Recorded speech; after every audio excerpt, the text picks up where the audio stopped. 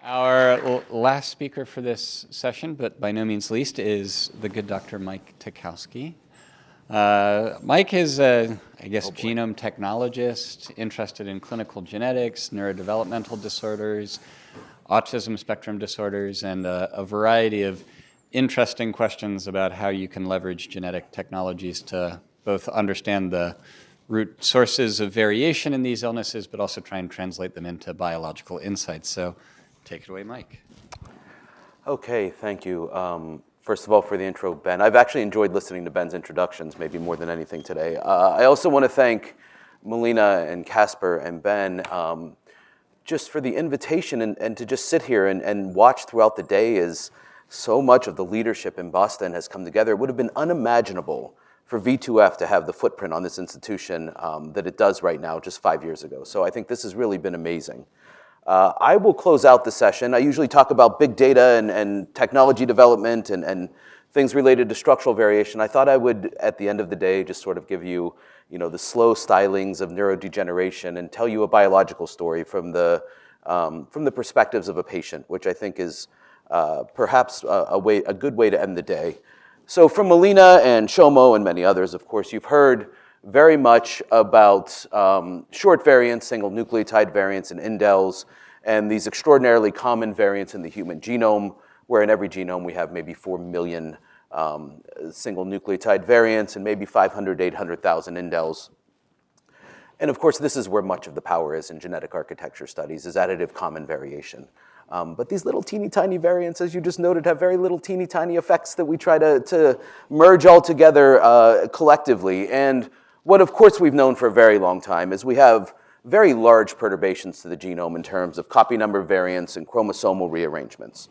What we have not been able to look at in any meaningful detail up until very recently has been this other class of variation, which is smaller structural variants, maybe at the scale of an individual gene or an individual exon or 50 base pairs or an individual non-coding element.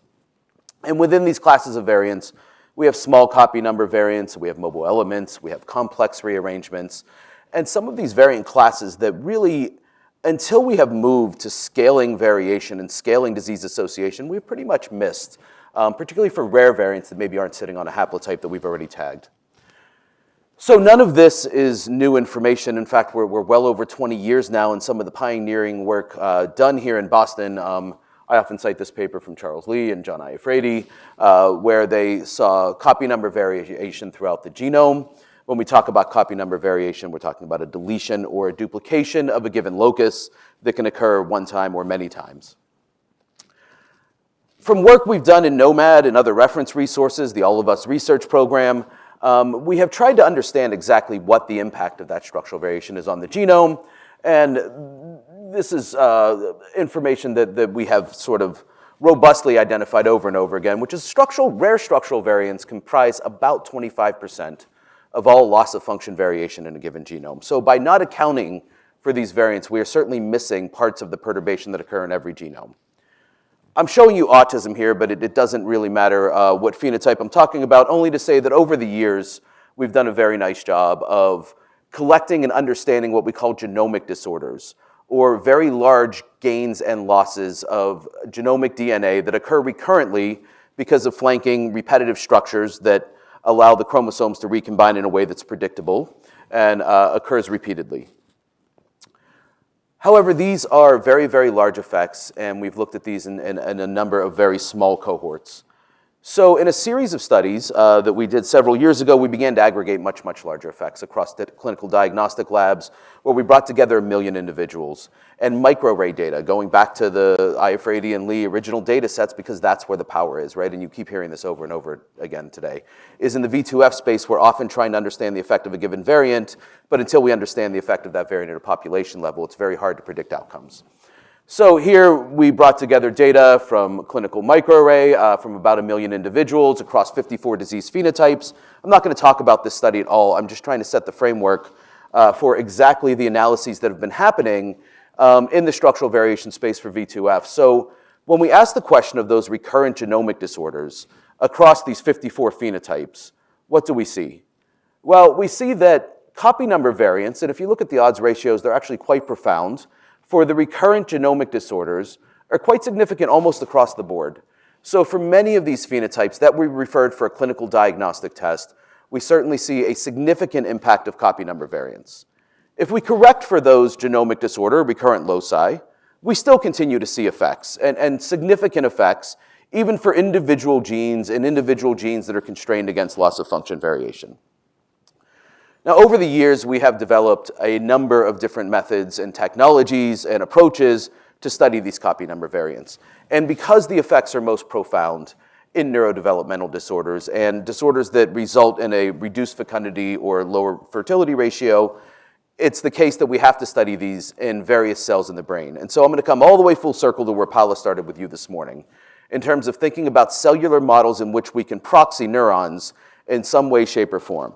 Now, for genomic disorders, we developed CRISPR methods several years ago where we could use a guide RNA and target a repetitive sequence and reproduce that effect that occurs in the genome, even at the scale of megabases, to induce gain and loss of DNA.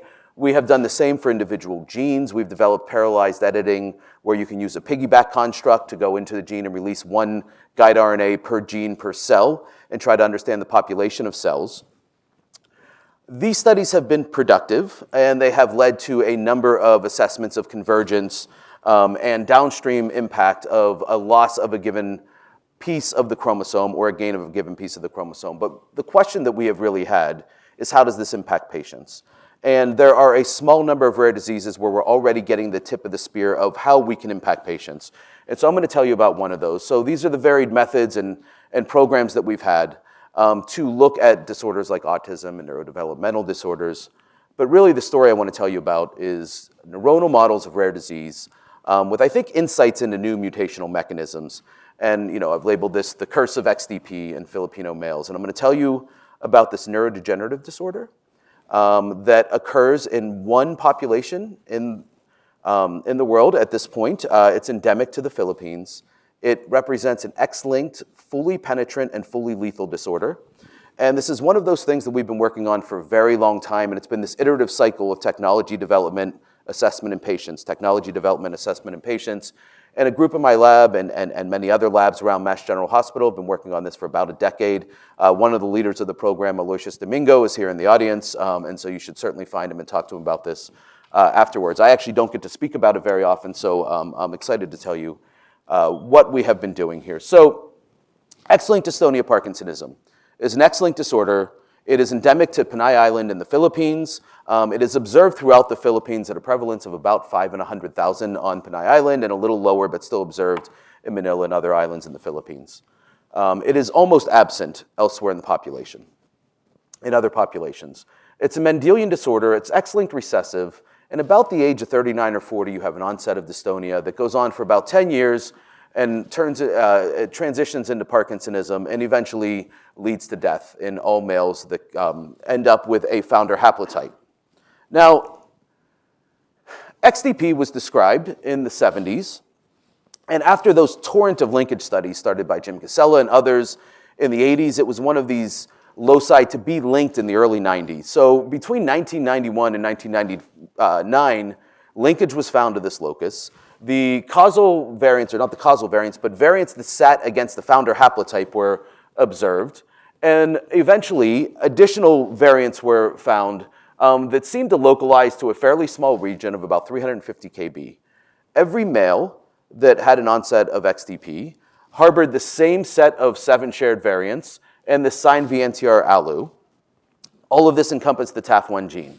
So there were a number of hypotheses of how is there a single haplotype that hasn't recombined over time, what was the date of the causal mutation, and what is the causal mutation, because every one of these variants was non-coding.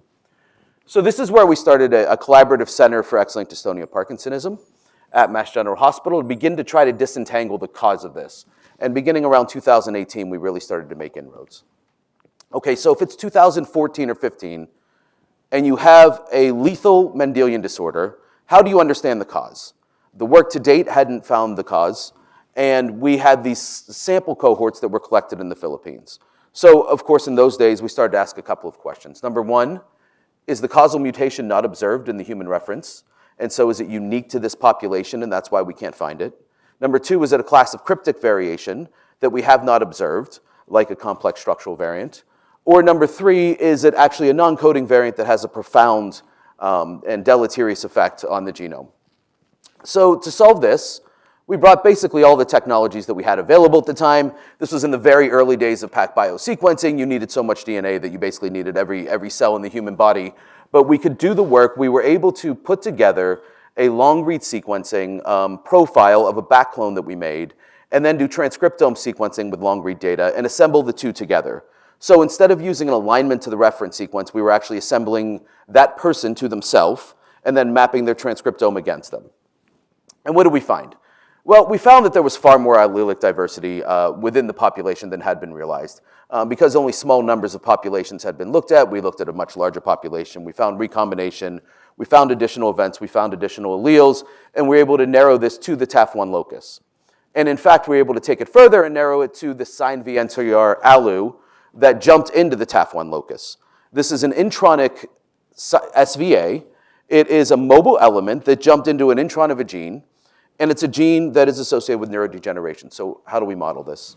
As you heard today already, there are a number of different protocols in which one can take a fibroblast, turn it into an IPS line, move it into neuronal cells. And so we did this in many different ways across a number of individuals. We did RNA sequencing where we assembled the RNA and then we captured the region and pulled down the RNA and reviewed it and did sort of a targeted set of RNA analyses to try to capture every RNA species that was in that gene and across that locus.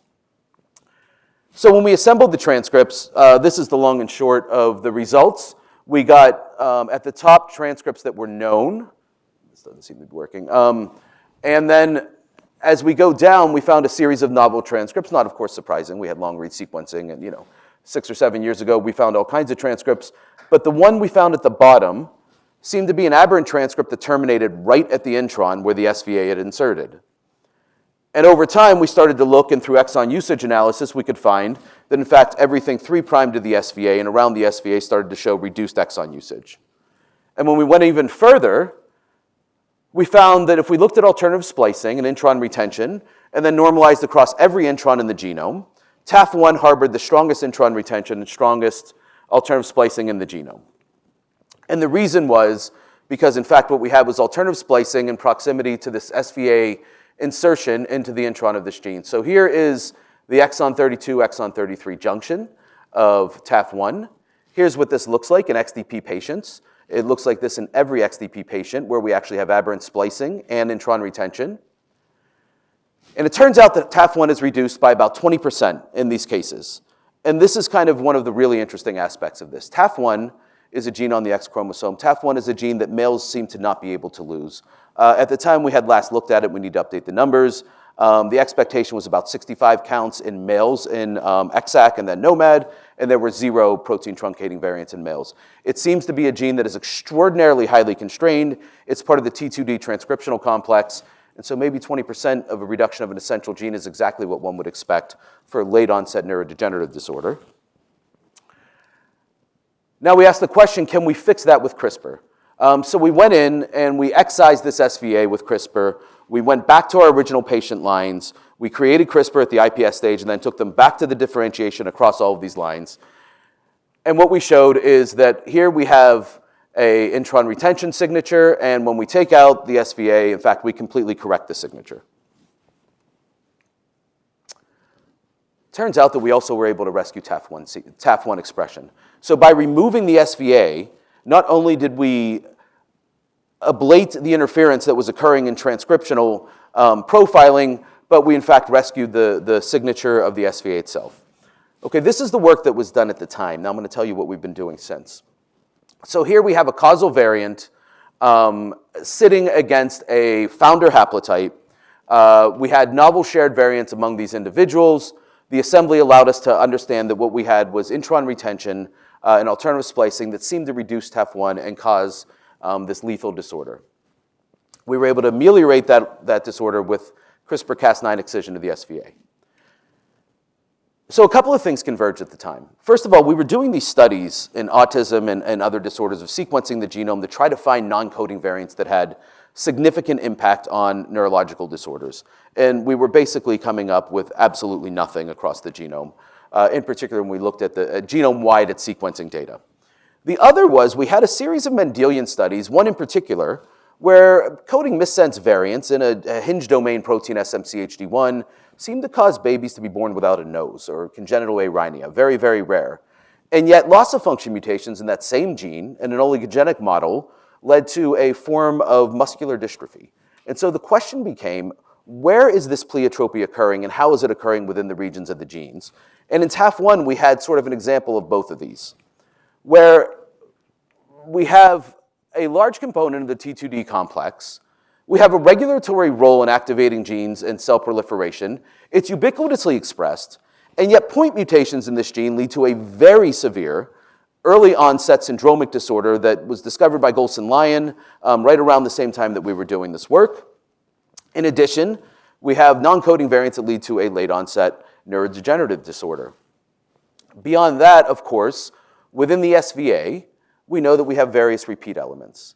And so one of the things the repeat elements harken back to as we started to look between individuals at the sequence of the SVA was work in Huntington's disease, where we had repeat expansions that seemed to be variable between individuals.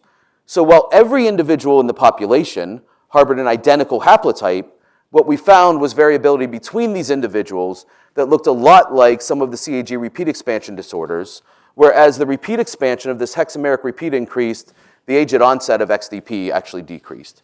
So we saw this strong correlation of repeat expansion within an SVA with the age at onset of the disease. So now we have real progress. We have a causal variant that we can fix, and we understand that while everybody seems to have the same causal variant, that causal variant has variation within it. Okay, how do we attack this? Well, we have 4 signatures associated with this SVA to date. We have, again, aberrant splicing and intron retention, as well as reduced expression. And then we have the repeat expansion. Can we design a therapy that matches these variant to function analyses that we've been doing to try to understand exactly how to ameliorate this phenotype? And can we do so in cellular models? Once again, the problem is this is unique to this one haplotype. We don't have a mouse. We couldn't make a mouse, although we've tried a number of times, and we've commissioned others to make a mouse. We can't use patient material, patient-specific material, and up until this moment, there were no brains collected other than one many, many years ago in the Philippines. So we had no patient-specific material. So can we go to those cellular models that Paolo was talking about this morning, be it 2D or 3D models, to try to understand exactly what we see in these patients? And so we did that. We generated the cellular models. We started working with Ionis, and we started to design ASOs to try to come up with therapies against an RNA splicing species within neuronal models. And we did this sort of in a genomics way, as opposed to choosing a single ASO or therapy. We had Ionis basically tile the entire region, and we started with 88 ASOs. We then went down to 12 lead ASOs after initial screening, and from those 12 lead ASOs, we actually generated over 1,500 libraries of ASO across every individual that we could, differentiated into neuronal models, because not only did we want to understand the splicing architecture and if the ASOs were effective, but some of the questions you just heard in a number of talks today, I was very keen to understand the variation, not only in the transcriptome, but in all of the effects downstream of that transcriptome, and could we rescue those? And there we just need power. So at the end of the day, we had targeted sequencing as well as transcriptome-wide sequencing across these ASOs. And what did we find? Well, we found that there is alternative splicing. In XDP, you see there's cases, and on the left you can see at the bottom the delta SVA represents the CRISPR of the SVA. Use that as our control or our baseline, and you can see that there is an effect of the ASOs where we're significantly reducing the impact of what we expect in cases, which is over on the left here. Cannot get this to work, but anyways, over on the left at 1, you can see the effect in cases of the ASO. We have controls, we have delta SVA, and then our lead ASOs are actually correcting the alternative splicing. The ASOs that are not lead ASOs, including control ASO mallet, does not correct the alternative splicing. We see the same effect with intron retention, where in fact we have, again, controls, the delta SVA, and then individual ASOs actually begin to correct the intron retention. Others do not. So we start to ask questions now of, is it enough to correct alternative splicing? Do we have to correct all the signatures that we see for a given phenotype and for a given disease? And how much do we have to correct them to actually make an impact on the phenotype? Well, here's the other one. We know that XDP is only down 20%. How much of that 20% do we have to rescue to understand whether we have actually made an impact on phenotype? And so what we see is we rescue about another 20% of that 20%, maybe 25%. So we don't fully rescue expression of TAF1, but we see an increase in the expression of TAF1 near the point that the CRISPR brought it. So we have this therapy with lead ASOs that we begin to understand. In cellular models, we can rescue some of those phenotypes. We can rescue some of the effects of a given non-coding structural variant, but not all of them. And we don't know the answer to when that's correct, but we're left with the question, do the cellular models actually reproduce what can be found in the brain? So here, work from a number of our colleagues in the Philippines over the last 6 or 7 years has been truly Herculean in that they have set up a brain bank in the Philippines. They've captured brains for us over the last several years. We now have almost 60 brains. We have the first 20 cases and 8 controls done and profiled. And just for time, because I want to stay right on the 25 minutes, I will tell you the end of the story from the brain work, in fact, is that that exact signature that the cellular models detected in neurons, and induced neurons as well as cortical neurons, appears in each of the regions of the brain we have looked at. So not only did the cellular models faithfully recapitulate the exact effect of this non-coding variant in XDP, in TAF1, but in fact we see these same effects in the brain. We can then begin to map all the transcripts in the brain. Once again, not all of the transcripts match, but the 2 dominant transcripts as well as the aberrant transcripts actually match very nicely. So there's good evidence that these models are recapitulating some of the pathogenesis that's occurring within the brain.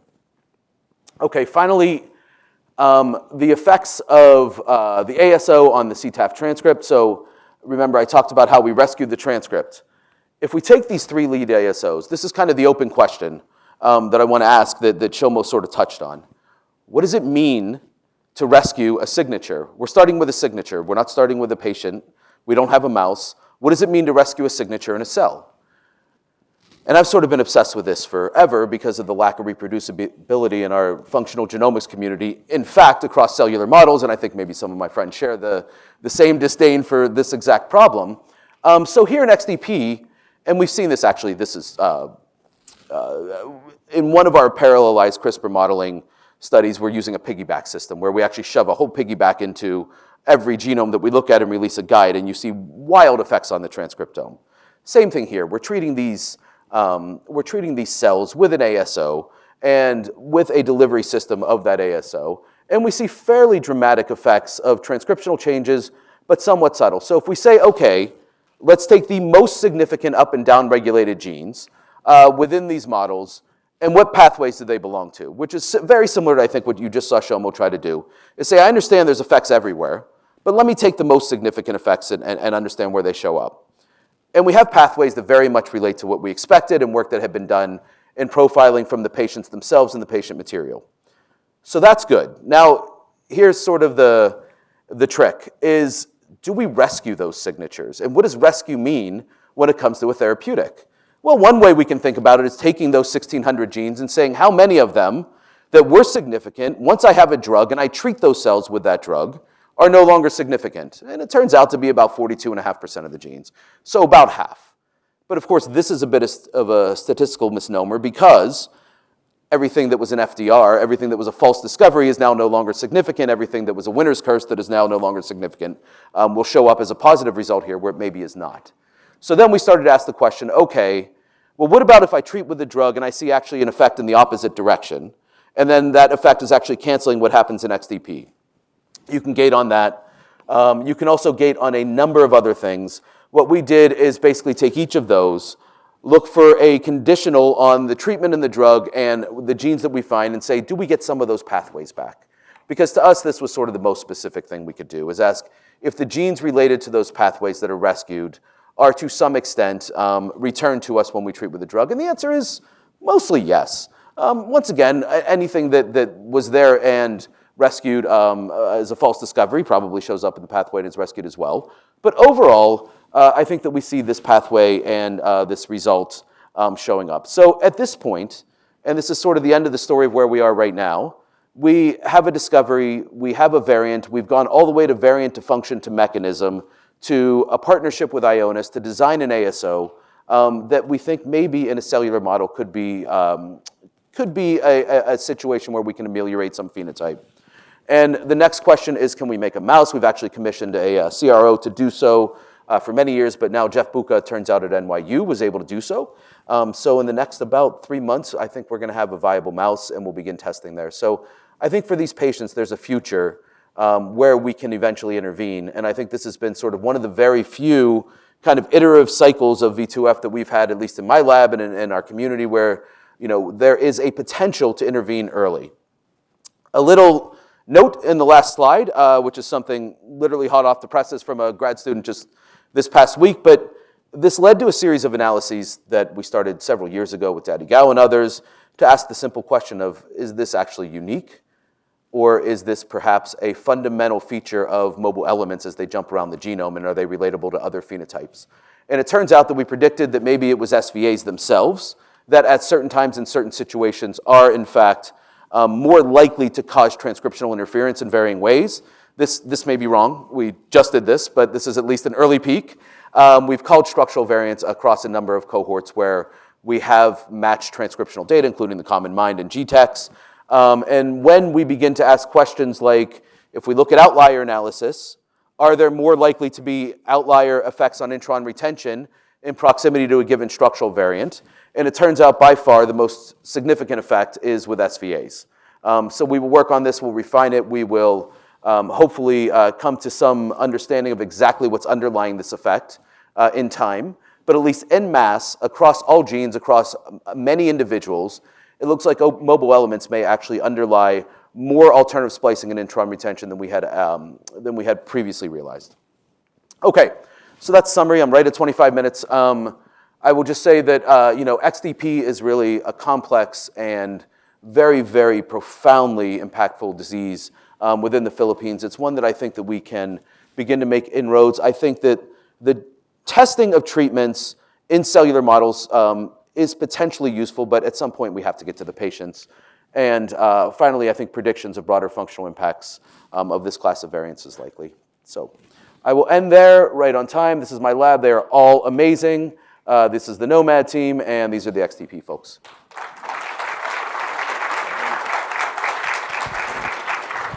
Thank you, Mike. Liz, go ahead. Thanks, Mike. That was a really wonderful talk, and it's amazing work. My question was about when in life you think a 20%, when do you think the 20% reduction in TAF1 starts, and when do you think that 20% reduction in TAF1 starts to have an irreversible effect? So when do you treat? It's the right question. So I don't know. I don't have an answer. I can tell you that we are looking at neural stem cells and induced neurons, which are very early stage neurons, and we see the effect. So when does the effect in TAF1 start? I believe early. When does it start having an effect? I'm sure these disease processes are happening from an early stage and continue. When do we intervene? Nobody knows. I think that in this case, we have a clear target, though, that we know 20% is severe. And we know that we have 40 years, give or take, and depending on your repeat length, we have a little bit of probability around that. So I think that that's really the big question. And maybe the mouse will help us, but maybe not. Brad.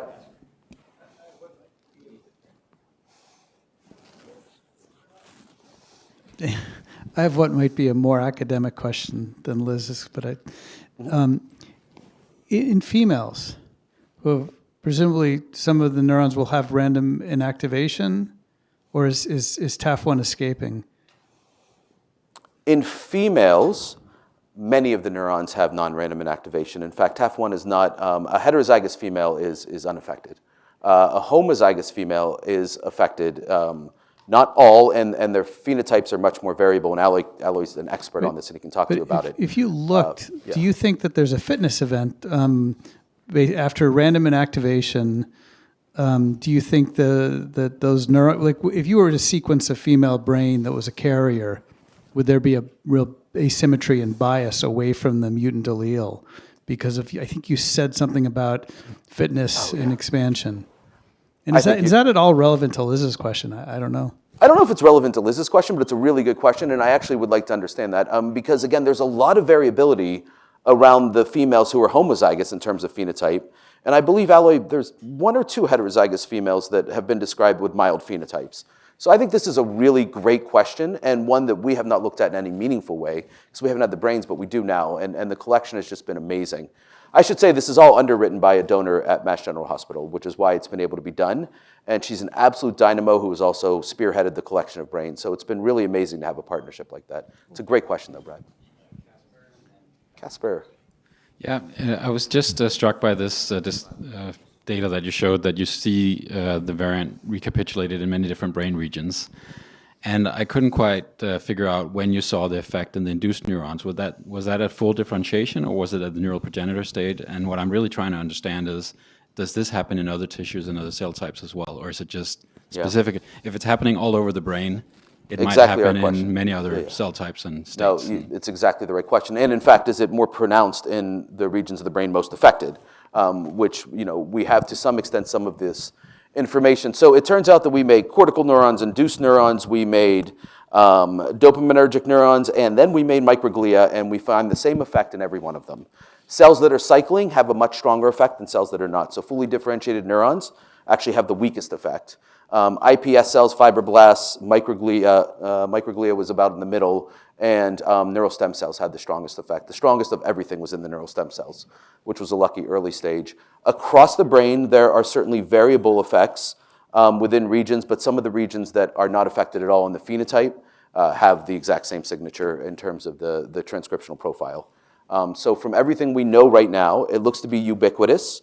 It looks to occur very early. All of the signatures seem to happen very early, but phenotype much later. Thanks. Really great talk. Thank you. Thank you. Is it on? Yeah. Okay.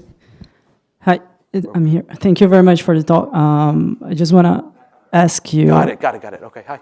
Yeah, hi. I can hear you. It doesn't matter. I just want to ask you if you have any clues on the mechanism of action of those. If you feel like it's like an enhancer or a silencer for the splicing that's being disrupted, what's going on there specifically for it's such a good question. We don't know. We don't have the answer. We have asked many, many different hypotheses, including is RAND translation happening? Is something toxic coming off the SVA? Are we missing a transcript coming off of the repeat sequence? We have tested all of these things. We get a hint here, a hint there, but nothing that is robust quite yet. We're really hoping the mouse is going to help us, where we can really begin to test the tissues in great detail. But it's a great question, and we don't have the answer yet. All right, let's call it there, and let's thank Mike and all of our speakers for truly an outstanding session.